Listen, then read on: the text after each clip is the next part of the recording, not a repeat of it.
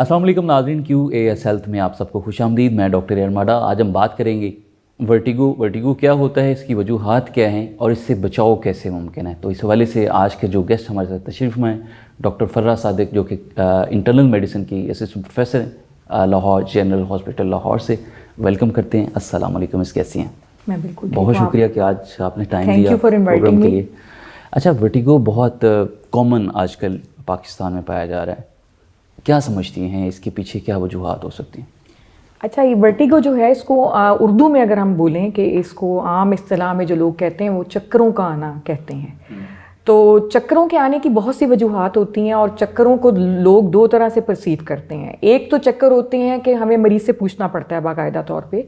कि आप चक्करों से आपकी मुराद क्या है, क्या आपकी ज़मीन गोल गोल घूमती है या आंखों के सामने अंधेरा आता है। ये दोनों चीज़ें मैं आपको इसलिए बता रही हूँ कि दोनों की अलहदा वजूहात हैं। आँखों के सामने जो अंधेरा आता है उसकी अलहदा वजह है, और जो चक्कर आते हैं यानी ज़मीन का गोल गोल घूमना उसकी अलहदा वजह है। जो आपकी आँखों के आगे अंधेरा आता है वो उसको हम सिंकपी बोलते हैं अपनी मेडिकल की टर्म में, या बेहोशी आप कह लें अगर उर्दू में उसको बोला जाए। उसकी वजूहात कई हैं। उसमें आपका आ जाता है कि अगर आपको बहुत ज़्यादा आप खौफज़दा हैं,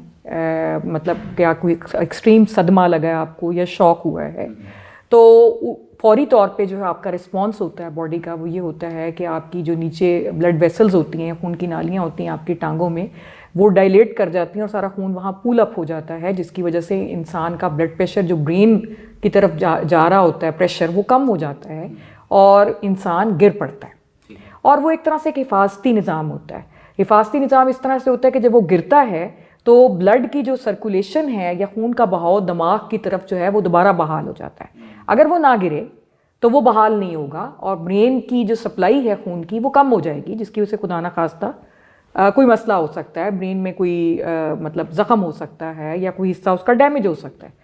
तो एक वो वजह है सिंकपी के बारे में अगर हम बात करें या आँखों के सामने अंधेरा आने की बात करें। दूसरी इसकी वजह कोई हार्ट से रिलेटेड हो सकती है कि खुदा ना खास्ता आपका एक दिल एक रिदम में जा रहा है, रिदम में बीट कर रहा है और वो प्रॉपर रिदम एकदम से उसका हिल गया,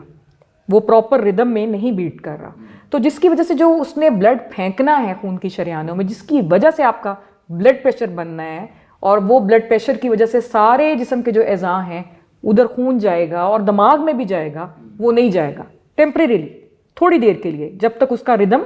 ख़राब है। तो उसमें भी इंसान के आंखों के सामने एकदम अंधेरा आएगा और हो सकता है वो गिर पड़े, लेकिन जैसे ही वो रिदम बहाल होगा वो दोबारा से ठीक हो जाएगा। लेकिन वो सिंकपल अटैक उसको हो जाएगा, बेहोशी का अटैक जो है वो उसको हो जाएगा। इसी तरह एक और वजह होती है कि कुछ मरीज़ ऐसे होते हैं जो ब्लड प्रेशर की दवाइयों पर होते हैं। तो ब्लड प्रेशर की दवाइयाँ जो होता है उनका एक साइड इफ़ेक्ट ये होता है कि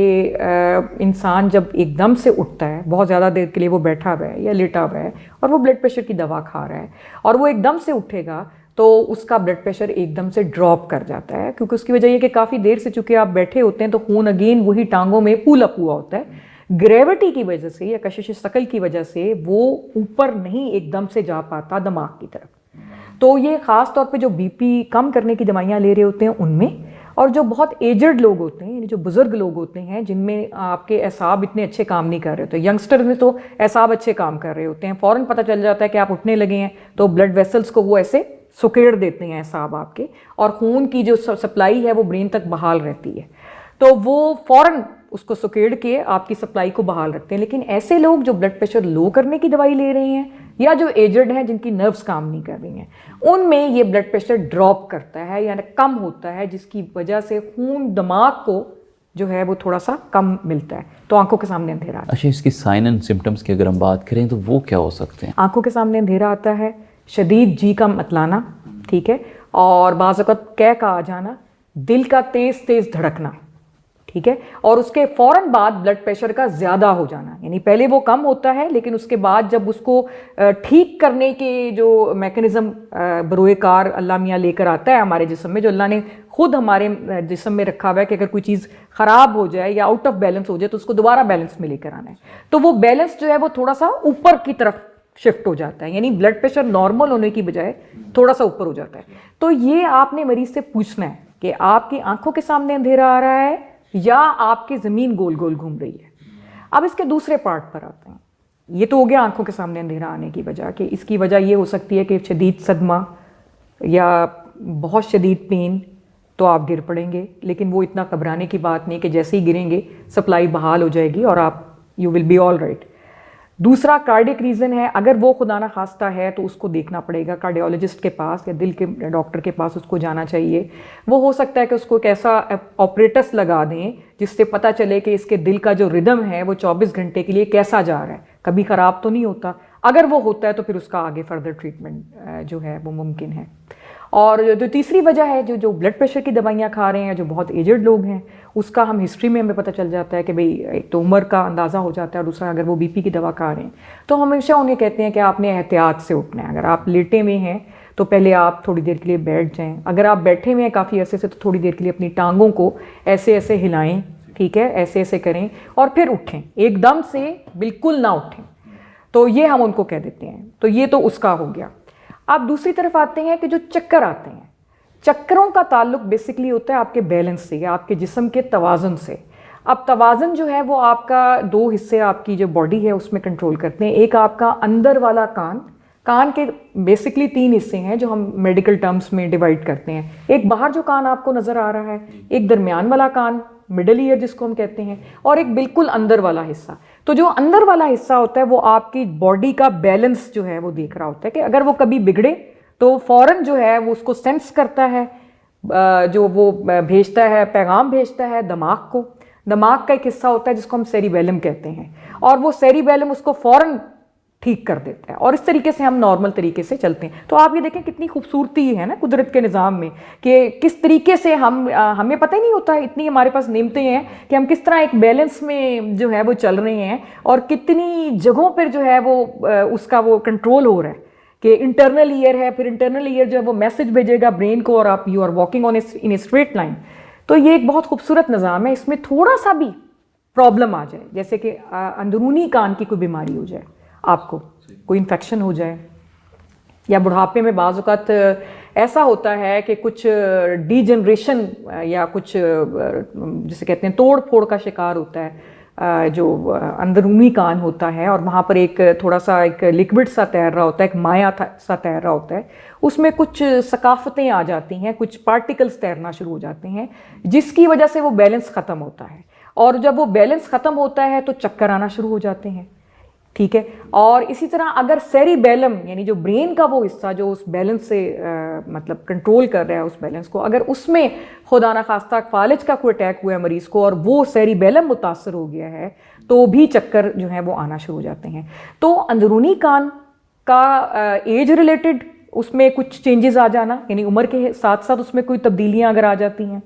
یا اس کا کوئی انفیکشن ہو جانا جو کہ ینگ ایج میں بھی ہو سکتا ہے, ٹھیک ہے. یا جو سیریبیلم ہے جو دماغ کا حصہ ہے, اگر اس کا خدا نخواستہ کوئی بیماری ہو جائے, کوئی ٹیومر ہو جائے وہاں پہ, خدا نخواستہ کوئی رسولی بن جائے, یا فالج کی وجہ سے وہ متاثر ہو جائے, یا کسی بھی وجہ سے وہ متاثر ہو جائے, تو ان تینوں چاروں چیزوں کے اندر جو ہے وہ آپ کو چکر آنا شروع ہو جائیں گے. تو یہ بیسکلی اس کی وجوہات ہیں. نارملی آج کل ینگسٹر بھی جو ہیں وہ اس بیماری کا شکار ہو رہے ہیں, کمپلینز آتے ہیں کہ ورٹیگو کا بچہ شکار ہو گیا. تو آپ کیا سمجھتی ہیں کہ کس ایج میں یہ کامن بیماری پائی جاتی ہے؟ میں نے جیسے آپ کو بتایا ہے کہ جو ورٹیگو اگر زمین کے گول گول گھومنے کی آپ بات کر رہے ہیں, تو اس میں تو عام طور پہ اگر آپ کا جو مڈل ایج سے لے کر اولڈ ایج میں یہ زیادہ بیماری آنی چاہیے, ینگسٹرز میں نہیں آنی چاہیے. ینگسٹرز میں پھر وہ اس کو پوچھنا پڑے گا کہ کہیں وہ آنکھوں میں آگے اندھیرا آنے کو تو نہیں کہہ رہا ایسا, ٹھیک ہے. اور اس میں عام طور پہ جو وجوہات ہمیں ملتی ہیں وہ یہی وجوہات ملتی ہیں کہ کوئی ڈی ہائیڈریشن, پانی کی کمی وغیرہ ہو گئی ہے جس کی وجہ سے برین کو سرکولیشن کم ہوتی ہے, یا بی پی ڈراپ ہوتا ہے, پراپر ہائیڈریشن گرمیوں کے موسم میں زیادہ ہوتا ہے. جو چکر آنے والی ہے ورٹائگو وہ عام طور پہ مڈل ایج یعنی ادھیڑ عمر لوگ سے بوڑھے لوگوں میں زیادہ ہوتا ہے. اور وہ کیوں ہوتا ہے کہ جو برین کا حصہ ہے یا تو وہ متاثر ہو رہا ہے کسی فالج کی وجہ سے, یا خدا نخواستہ کسی ٹیومر کی وجہ سے, جو کہ دونوں چیزیں کامن ہیں اولڈ ایج گروپ میں, یا پھر انٹرنل ایئر کے اندر ڈیجنریٹو چینجز آ رہی ہیں جو ایج ریلیٹڈ چینجز ہیں, جس کا یوزلی کوئی اتنا خاص کوئی سولوشن نہیں سوائے اس کے کہ ہم کچھ علاماتی طور پہ دوائیاں دے دیتے ہیں کہ چکر جو ہیں وہ کم ہو جائیں. ینگسٹرز کے اندر جو ہیں وہ عام طور پہ ڈی ہائیڈریشن جو کہ گرم موسم میں ہوتی ہے, اور یا پھر ایک وائرل انفیکشن ہوتا ہے انٹرنل ایئر کا جو کہ سیلف لمیٹنگ ہوتا ہے. سیلف لمیٹنگ کا مطلب یہ ہے کہ 2-3 ہفتے کے بعد وہ خود بخود ٹھیک ہو جاتا ہے. اس کو ہم کہتے ہیں ویسٹیبولر نیورونائٹس.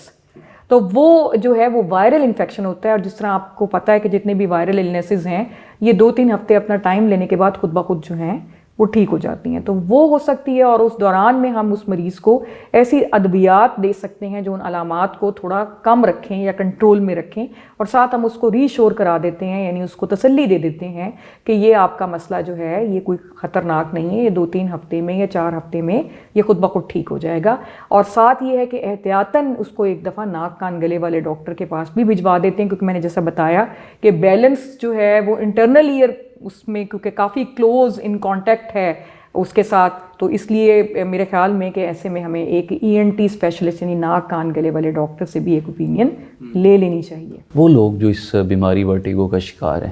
کس قسم کی کمپلیکیشن یا خطرات کا شکار ہو سکتے ہیں؟ اب اگر اس میں انٹرنل ایئر کا کوئی ایسا انفیکشن ہے جو کہ وائرل نہیں ہے بلکہ کوئی سیریس انفیکشن ہے تو وہ ظاہر خطرناک ہو سکتا ہے, کیونکہ اس کی وجہ یہ کہ آپ کا انٹرنل ایئر اور دماغ یہ بہت کلوز پڑے ہوئے ہیں. تو اگر وہ انفیکشن انٹرنل ایئر میں ہے تو وہ دماغ میں ایزیلی اسپریڈ کر جائے گا, اور دماغ ایک بہت ہی سینسٹیو حصہ ہے, بہت ہی ایک حساس حصہ ہے, وہ آپ کی پوری باڈی کو کنٹرول کر رہا ہے. اگر اس کا چھوٹے سے چھوٹا حصہ بھی متاثر ہو گیا تو جس حصے کے باڈی کے جس حصے کو وہ کنٹرول کر رہا ہے وہ افیکٹ ہو جائے گا. تو اس لیے اس کی سب سے بڑی کمپلیکیشن جو ہے ورٹائگو کی کہ اگر اس میں انٹرنل ایئر انوالو ہے تو برین تک, اور اگر برین ہی انوالو ہے تو پھر تو اٹ سیلف یہ ایک بہت خطرناک بات ہے, اور اس کو فوری طور پہ میرا خیال ہے کہ نیورولوجسٹ کو یا ENT اسپیشلسٹ کو دکھانا چاہیے, اور ساتھ اس کی جو ریلیونٹ انویسٹیگیشنس ہیں یعنی جو ٹیسٹ ہیں جس میں آپ کا CT اسکین آ جاتا ہے, MRI برین آ جاتا ہے, وہ لازمی طور پہ کروا کے فوری طور پہ دیکھنا چاہیے کہ اس کو کیا پرابلم ہے, اور اس کا فوری طور پہ کوئی سدباب نکالا جائے, اس کا ٹریٹمنٹ سٹارٹ کیا جا سکے. آپ نے بات کی انویسٹیگیشن کی, تو ٹریٹمنٹ پروٹوکولز کیا ہوتے ہیں ایسے پیشنٹس؟ یہ ڈپینڈ کرتا ہے کہ بیماری کیا ہے. اگر خدا نخواستہ کوئی اس کو ٹیومر ہے یا رسولی ہے تو ظاہر ہے کہ نیورو سرجن ڈیسائیڈ کرے گا کہ اس کا کتنا اسپریڈ ہے اور کون سی نوعیت کا ٹیومر ہے, اور اس کا ٹریٹمنٹ کیا سرجری کے ذریعے ممکن ہے, یا اس کو شعائیں لگیں گی یا اس کو ادویات دی جائیں گی. اگر وہ کوئی پس بھری ہوئی ہے یا پیپ بھری ہوئی ہے تو اگین جو ہے وہ نیورو سرجن ہی کا اس میں رول آتا ہے کہ اس کو پھر ڈرین کرنا پڑتا ہے, اس کو نکالنا پڑتا ہے, اور ساتھ اس کو انجیکٹیبل یعنی IV ٹیکے جو ہیں وہ اینٹی بایوٹکس کے جو لگتے ہیں ہیوی قسم کے لمبی عرصے کے لیے, کیونکہ ظاہر ہے برین ایک ایسی جگہ ہے کہ جہاں پہ اگر انفیکشن ہے تو ہم اس کو اگنور نہیں کر سکتے. تو یہ ڈپینڈ کرتا ہے کہ آپ کی بیماری کی نوعیت کیا ہے. انٹرنل ایئر کا اگر کوئی پرابلم ہے تو وہ ناک کان گلے والے جو ہیں وہ ڈیسائیڈ کریں گے کہ بھئی اس کا کیا سلوشن ہے, آیا آپریشن کے ذریعے یا دوائیوں کے ذریعے اس کا حل ممکن ہے یا نہیں ممکن ہے. بہت شکریہ مس جی. ناظرین, آپ ڈاکٹر فرا کی باتیں سن رہے تھے, اس موضوع پہ بات کر رہی تھی. امید کرتے ہیں آج کا شو, آج کا جو سیگمنٹ ہے آپ کو پسند آیا ہوگا. اپنے میزبان ڈاکٹر ایرن ماڈا کو اجازت دیجیے. اللہ نگہبان.